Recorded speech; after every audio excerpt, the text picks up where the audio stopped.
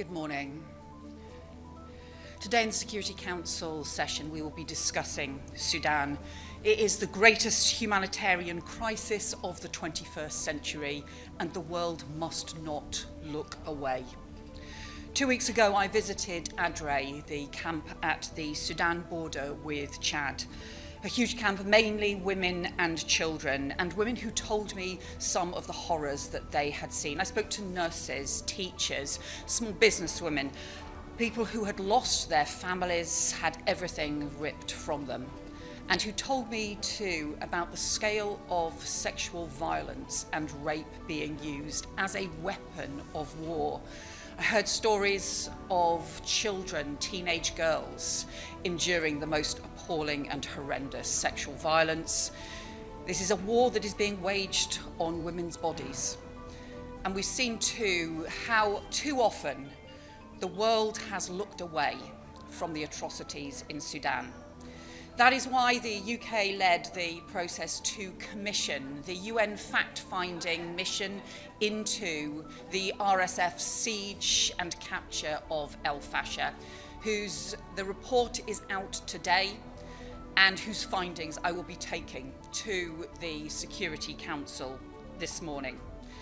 And the report's findings are chilling. Starvation used as a weapon of war, mass killings, civilians ambushed and slaughtered as they fled, and women raped by the bodies of their murdered children. Ethnic targeting and perpetrators calling for extermination, and what the report describes as hallmarks of genocide. Today we will take this report to the Security Council so the world cannot look away, because we need action from across the international community. International criminal investigations and accountability for vile perpetrators and justice for victims. We need to extend sanctions. We need international pressure for a humanitarian truce and a ceasefire. And we need an end to the arms flows that are fueling this conflict. And we need the same international energy as we had rightly around securing a ceasefire in Gaza. We need now that to become the pressure for a ceasefire in Sudan. Because al-fashir should have been a turning point, and it wasn't. Instead, the world has failed the people of Sudan, and it can fail them no more. I promised the women that I met when I visited Adre that I would ensure that the world would listen to the women of Sudan, not just the military men who have been perpetuating this conflict. And I promised that women's voices, Sudanese women's voices, would be heard in the Security Council.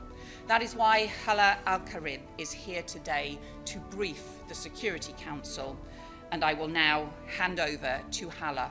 It is vital that we have action for justice, for accountability, and for peace. The UN fact-finding missions on Sudan today confirmed what we as civil society have known all along for a very long time. Sudanese women have been directly targeted due to their gender, ethnicity by the RSF as part of their genocide campaign in al-fashir.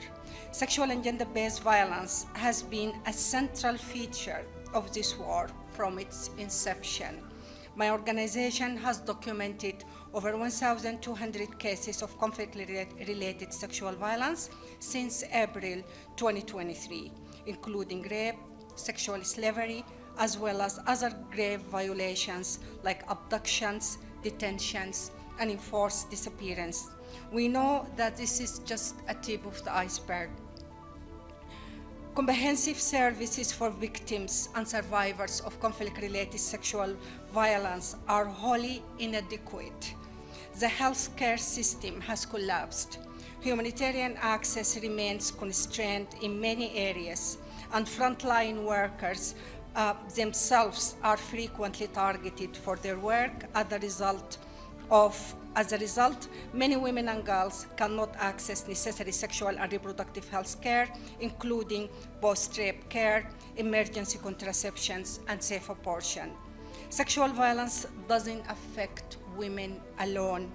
Without immediate actions from the international community, this war will continue to tear apart our communities in Sudan. My hope today is that the Security Council will do everything in its power to protect civilians while developing a serious strategy to end hostilities. The Security Council must commit to deploying a mission with a clear mandate to protect civilians across Sudan, especially in Darfur, a region that has suffered war and genocide for quarter a century.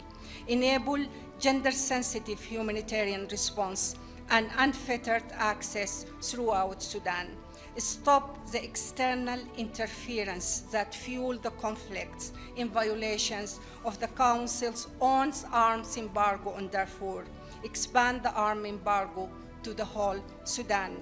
Hold all parties accountable for violations of international law, including genocide and all forms of sexual and gender-based violence. It is critical at this dire moment for Sudan that the international community ensure that women, human rights defenders, frontline workers, and civil society have all the resources they need to continue their critical life-saving work.